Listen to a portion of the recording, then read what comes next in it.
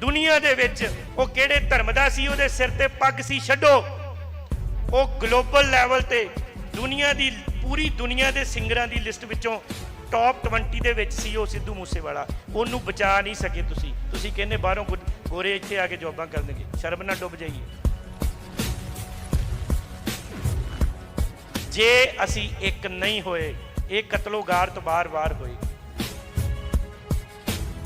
83 leader रोटियां सेक रहे ने, आखे बाहरले देशों चों बच्चे लिया के वो बाहर नहीं विदेशी जाणगे, इत्थे गोरे जॉबां करनगे आके। शर्म नाल डुब मरो।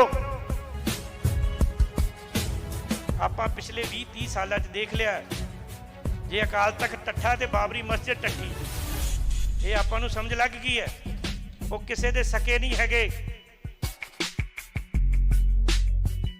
नौजवान पीढ़ी नूं दसना चाहुंदा, शांतमई धर्म युद्ध मोर्चा 1982 च लाया। मंगां की ने सुनो। एक मंग है कि दरबार साहब तो सवेरे शाम कीर्तन आकाशवाणी रेडियो ते रिले होना चाहिए। ये कोई औखी गल है जी? अकाल तख्त साहब नूं ढा ढेरी करके हज़ारां नौजवानां नूं, बीबियां बच्चियां नूं, निर्दोष जिहड़े गुरु अर्जन साहब दा शहीदी दिन मनाउण आए सी, उन्हां नूं शहीद करके उन्हां दियां लाशां दे ढेर तां परिक्रमा चों नहीं सी चक्के, पर आकाशवाणी रेडियो ते 7 जून नूं ओट कीर्तन चला दित्ता। देखो ये है नीति।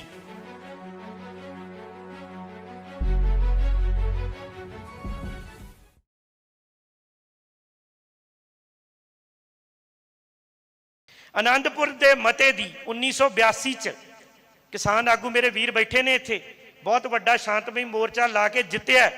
इदां दा ही एक शांतमई मोर्चा 1982 च धर्म युद्ध मोर्चे के नाम से लगा। नौजवान पीढ़ी नूं दसना चाहना, शांतमई धर्म युद्ध मोर्चा 1982 च लाया। मंगां की ने सुनो। एक मंग है कि दरबार साहब तो सवेरे शाम कीर्तन आकाशवाणी रेडियो ते रिले होना चाहिए। ये कोई औखी गल है जी? हिंदू मुस्लिम सिख ईसाई सारे कीर्तन नूं प्यार करते हैं इस धरती ते। की होया? ये मंग अनजेनुअन है। होया की?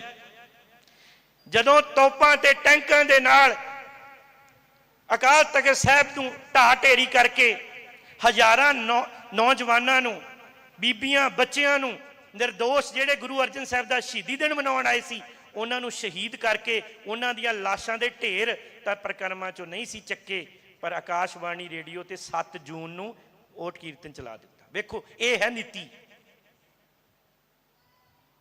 जे ये मंगां मनणियां ही सी ते पहलां मन लैंदे ते इन्ना खलारा पैंदा ही ना। समझ लगी दुश्मन की है? तुसीं जो मर्जी हक्कां मंगो, तुहाडी धरती दा पानी खत्म हो गया, 17 सालां दा बचिया, किसानी मर जानी है। 3 काले कानून तां किसानी नहीं मार सके। 17 सालां नूं किसानी मुक जानी, क्योंकि धरती चों पानी नहीं बचना, तो किसान बीजेगा की? थल्लियों पानी मुक गया, जिहड़ा साडे दरियावां दा पानी सी वो दिल्ली लुट के दूजियां स्टेटां नूं देता। साडे सिर 3.5 लाख दा 3 लाख करोड़ का करजा चढ़ गया। असीं एक दूजे नूं पुछदे फिरदे हां साडे नौजवानां दा भविख की होएगा। 83 लीडर रोटियां सेक रहे ने, आखे बाहरले देशों चों बच्चे लिया के वो बाहर नहीं विदेशी जाणगे, इत्थे गोरे जॉबां करनगे आके। शर्म नाल डुब मरो। दुनिया दे विच वो किहड़े धर्म दा सी, उहदे सिर ते पग सी छड्डो। वो ग्लोबल लैवल ते दुनिया दी पूरी दुनिया दे सिंगरां दी लिस्ट विचों टॉप 20 दे विच सी वो सिद्धू मूसेवाला। उन्नूं बचा नहीं सके तुसीं कहंदे बाहरों गोरे इत्थे आके जॉबां करनगे। शर्म ना डुब जाइए। दुश्मन कौन है साडा? तीजे घल्लूघारे दा दुश्मन है हिंद हुकूमत। वो विपरवादी सोच जिहड़ी 5 सदियां तो 500 साल तो सोच के बैठी सी, जिद्दण मैं कुर्सी ते काबज होऊंगी, सब तो पहला मैं आ पग्गां वालियां नूं इन्हां दा खात्मा करांगी। ये घट गिणतियां दे अज नुमाइंदे बैठे ने। मेरे वीरो, असी सोचना है। मुगल बादशाह औरंगजेब बनिया, उन्होंने लगता सारे पासे सलाम होना चाहिए। उन्हें कतलो गारत की नीति अपनाई। किन्ने मुसलमान जिहड़े इस गल के उत्ते कहते हैं कि यह पवित्र कुरान मुताबक होया तो असीं इहदा साथ देने। इस गल का कोई नहीं कह सकता। कोई धर्म इदां दी कतलो गारत लई अलाउ नहीं करता ਕਿਸੇ ਧਰਮ 'ਚ ਇਦਾਂ ਨਹੀਂ ਲਿਖਿਆ। ਪਰ ਫਰਕ ਕੀ ਪਿਆ? ਅੱਜ ਹੁਕਮਰਾਨ ਦਾ ਧਰਮ ਬਦਲ ਗਿਆ। ਭਾਈ ਤੁਹਾਡੇ ਕੋਲ ਕੁਰਸੀ ਆ ਗਈ ਦੇਸ਼ ਦੀ, ਤੁਹਾਡੇ ਕੋਲ ਪਾਰਲੀਮੈਂਟ 'ਚ ਬਹੁਮਤ ਆ ਗਿਆ, ਜਮ ਹਿੰਦੂ ਰਾਸ਼ਟਰ ਬਣਾਓ, ਕਿਸੇ ਨੂੰ ਕੀ ਤੰਗੀ ਹੈ? ਪਰ ਮਸਲਾ ਇਹ ਹੈ ਕਿ ਕੀ ਇੱਥੋਂ ਦੇ ਵਸਦੇ ਹੋਏ ਲੋਕਾਂ ਦੀ ਜ਼ਿੰਦਗੀ ਨਰਕ ਬਣਾ ਕੇ, ਉਹਨਾਂ ਦੇ ਨੌਜਵਾਨਾਂ ਦੀ ਕਤਲੋਗਾਰਤ ਕਰਕੇ, ਦੰਗੇ ਕਰਕੇ ਇਹ ਦੇਸ਼ ਹਿੰਦੂ ਰਾਸ਼ਟਰ ਬਣ ਜਾਏਗਾ? ਨਹੀਂ ਬਣ ਸਕਦਾ। ਕਿਉਂਕਿ ਗਾਂਧੀ ਨੇ ਭਾਵੇਂ ਕਾਂਗਰਸ ਬਣਾਈ ਸੈਕੂਲਰ ਸੀਗੀ ਵੀ ਸਾਰੇ ਧਰਮ ਸਾਂਝੇ ਆ, ਪਰ ਚੱਲਦਾ ਉਹਦੇ ਵਿੱਚ ਸਾਰਾ ਦਾ ਸਾਰਾ ਪਸਾਰਾ ਹਿੰਦੂਵਾਦੀ ਸੀਗਾ। ਉਹ ਗੁਰਜ ਨਹਿਰੂ ਨੇ ਚੱਕ ਲਈ, ਉਹ ਅਡਵਾਨੀ ਨੇ ਚੱਕੀ, ਤੇ ਅਡਵਾਨੀ ਤੋਂ ਹੁਣ ਮੋਦੀ ਜੀ ਨੇ ਚੱਕ ਲਈ। ਤੇ ਅੱਜ ਜੇ ਇਸ ਕੁਹਾੜੇ ਤੋਂ ਬਚਣਾ ਤੇ ਇੱਕ ਗੱਲ ਯਾਦ ਕਰਨੀ ਪੈਣੀ, ਸਾਨੂੰ ਇਕੱਠੇ ਹੋਣਾ ਪੈਣਾ। ਸਾਡੇ ਕੋਲ ਚਾਰਾ ਕੋਈ ਨਹੀਂ ਹੈ।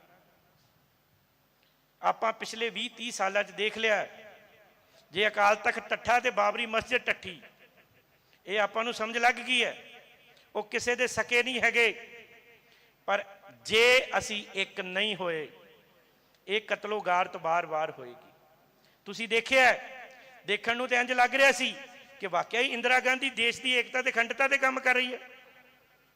ਇਸ ਗੱਲ ਤੇ ਮੋਹਰ ਲਾਉਂਦਿਆਂ ਹੀ ਤਾਂ ਕੁਝ ਮਹੀਨਿਆਂ ਬਾਅਦ ਪੂਰੇ ਦੇਸ਼ ਨੇ ਉਹਨੂੰ ਬਹੁਮਤ ਦੇ ਕੇ, ਦੁਰਗਾ ਦੇਵੀ ਦਾ ਖਿਤਾਬ ਦੇ ਕੇ ਦੇਸ਼ ਦੀ ਪ੍ਰਧਾਨ ਮੰਤਰੀ ਬਣਾਇਆ ਸੀ।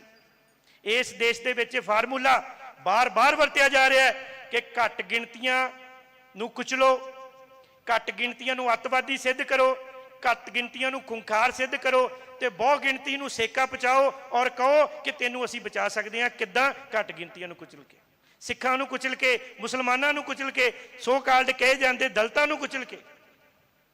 ਤੇ ਇਹ ਦਲਿਤਾਂ ਨੇ, ਸਿੱਖਾਂ ਨੇ, ਮੁਸਲਮਾਨਾਂ ਨੇ ਫੈਸਲਾ ਕਰਨਾ।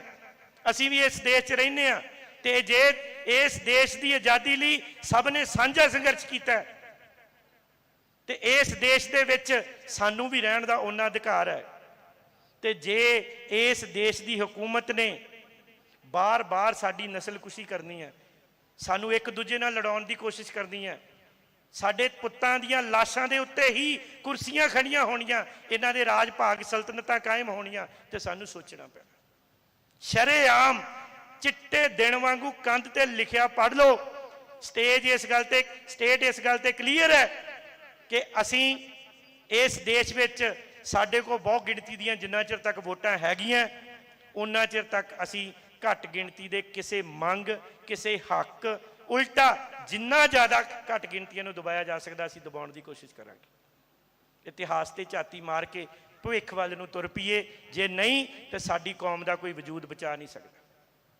ਹੱਥ ਜੋੜ ਕੇ ਅੱਜ ਦੇ ਦਿਨ ਤੇ ਆਪਣੇ ਸ਼ਹੀਦਾਂ ਨੂੰ ਯਾਦ ਕਰਦਾ ਹੋਇਆ, ਉਸ ਆਨੰਦਪੁਰ ਦੇ ਮਤੇ ਨੂੰ ਜਿਹਦੇ ਵਿੱਚ ਇਸ ਪੰਜਾਬ ਦੀਆਂ ਮੰਗਾਂ ਸੀ, ਪੰਜਾਬ ਦੇ ਹੱਕਾਂ ਦੀ ਗੱਲ ਸੀ, ਜਿਹਨੂੰ ਖਾਲਿਸਤਾਨ ਦਾ ਮਤਾ ਬਣਾ ਕੇ ਪੇਸ਼ ਕਰ ਦਿੱਤਾ ਗਿਆ, ਇਸ ਸਟੇਟ ਦੇ ਨੈਰੇਟਿਵ ਤੋਂ ਬਚਣਾ ਪੈਣਾ। ਕਿਉਂਕਿ ਸੋਸ਼ਲ ਮੀਡੀਆ ਦਾ ਯੁੱਗ ਹੈ। ਜਿੰਨਾ ਸਾਡਾ ਨੁਕਸਾਨ ਸੋਸ਼ਲ ਮੀਡੀਆ ਨੇ ਕੀਤਾ, ਉਹ ਸਰਕਾਰੀ ਨੈਰੇਟਿਵ ਨੇ ਕੀਤਾ। ਸਾਡੇ ਬੱਚੇ, ਸਾਡੀ ਸੋਚ ਮਿੰਟ ਦੇ ਵਿੱਚ ਉਸ ਨੈਰੇਟਿਵ ਦਾ ਸ਼ਿਕਾਰ ਹੋ ਕੇ ਸਟੇਟ ਦੀ ਨੀਤੀ ਦਾ ਸ਼ਿਕਾਰ ਹੋ ਜਾਂਦੀ। ਸਾਨੂੰ ਸੋਚਣਾ ਪੈਣਾ, ਇੱਕ ਪਾਸਾ ਕਰਨਾ ਪੈਣਾ ਕਿ ਅਸੀਂ ਕਿਵੇਂ ਇਸ ਨੀਤੀ ਦਾ, ਜਿਹੜੀ ਨੀਤੀ ਮਨੁੱਖਤਾਵਾਦੀ ਨਹੀਂ ਹੈ, ਜਿਹੜੀ ਨੀਤੀ 'ਚ ਧਰਮ ਨਹੀਂ ਹੈਗਾ। ਤੁਹਾਡਾ ਕੀ ਖਿਆਲ ਹੈ ਜੇ ਦੇਸ਼ ਵਿੱਚ ਹਕੂਮਤ ਹਿੰਦੂਆਂ ਦੀ ਹੈ ਤੇ ਉਹ ਬੜਾ ਹਿੰਦੂਆਂ ਦੇ ਰਾਖੇ ਨੇ, ਉਹ ਬੜਾ ਹਿੰਦੂ ਬੜੇ ਸੁਖਾਲੇ ਨੇ?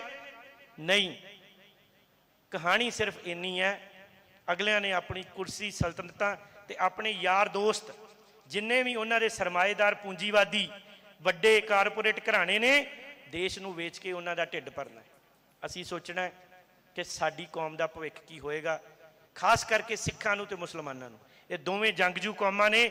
ਮੈਂ ਹੱਥ ਬੰਨ੍ਹ ਕੇ ਬੇਨਤੀ ਕਰਨੀ ਚਾਹਾਂਗਾ ਕਿ ਸਾਡੇ ਆਗੂਆਂ ਨੂੰ, ਸਾਨੂੰ ਗਰਾਊਂਡ ਪੱਧਰ ਦੇ ਉੱਤੇ ਜਾ ਕੇ ਇਹ ਸੋਚਣਾ ਪੈਣਾ ਕਿ ਕਿੱਦਾਂ ਸਟੇਟ ਦੇ ਇਹ ਸਿਰਜੇ ਹੋਏ ਝੂਠੇ ਨੈਰੇਟਿਵ ਦਾ ਸ਼ਿਕਾਰ ਹੋਣ ਤੋਂ ਬਚ ਕੇ ਇਕਜੁੱਟ ਹੋ ਕੇ, ਜਿਨ੍ਹਾਂ ਨੂੰ ਦਲਿਤ ਭਾਈਚਾਰਾ ਕਹਿ ਕੇ ਸਾਡੇ ਖਿਲਾਫ ਵਰਤਿਆ ਜਾਂਦਾ, ਉਹਨਾਂ ਨਾਲ ਗਲਵਕੜੀ ਪਾ ਕੇ ਇਹ ਮਨੂਵਾਦੀ ਸੋਚ ਦਾ ਜਿਹੜਾ ਡਟ ਕੇ ਵਿਰੋਧ ਹੀ ਨਹੀਂ ਕਰਨਾ, ਬਲਕਿ ਉਹਦਾ ਬਣਦਾ ਹੋਇਆ ਪਰਜੋਰ ਜਵਾਬ ਦਿੰਦਿਆਂ ਹੋਇਆਂ ਆਪਣੀ ਕੌਮ ਨੂੰ, ਆਪਣੀ ਕੌਮ ਦੀ ਨਸਲ ਨੂੰ, ਆਉਣ ਵਾਲੀਆਂ ਪੀੜ੍ਹੀਆਂ ਨੂੰ ਬਚਾਉਣ ਦੇ ਲਈ ਮੋਢੇ ਨਾਲ ਮੋਢਾ ਜੋੜ ਕੇ, ਗੋਡੇ ਨਾਲ ਗੋਡਾ ਜੋੜ ਕੇ, ਸਿਰ ਜੋੜ ਕੇ ਆਪਣੀਆਂ ਕੌਮਾਂ ਦੀ ਰਾਖੀ ਕਰਨੀ ਹੈ। ਹੋਈਆਂ ਭੁੱਲਾਂ ਚੁੱਕਾਂ ਦੀ ਖਿਮਾ ਜੀ। ਇਹ ਸਾਰੇ ਤੀਜੇ ਘੱਲੂਘਾਰੇ ਦੇ ਸ਼ਹੀਦਾਂ ਨੂੰ ਨਤਮਸਤਕ ਹਾਂ। ਅਸੀਸ ਰੂਪ ਵਿੱਚ ਗੱਜ ਕੇ ਉੱਚੀ ਆਵਾਜ਼ ਵਿੱਚ ਫਤਿਹ ਬੁਲਾਉਣਾ। ਪਿਆਰ ਨਾਲ ਆਖੋ ਜੀ, ਵਾਹਿਗੁਰੂ ਜੀ ਕਾ ਖਾਲਸਾ, ਵਾਹਿਗੁਰੂ ਜੀ ਕੀ ਫਤਿਹ।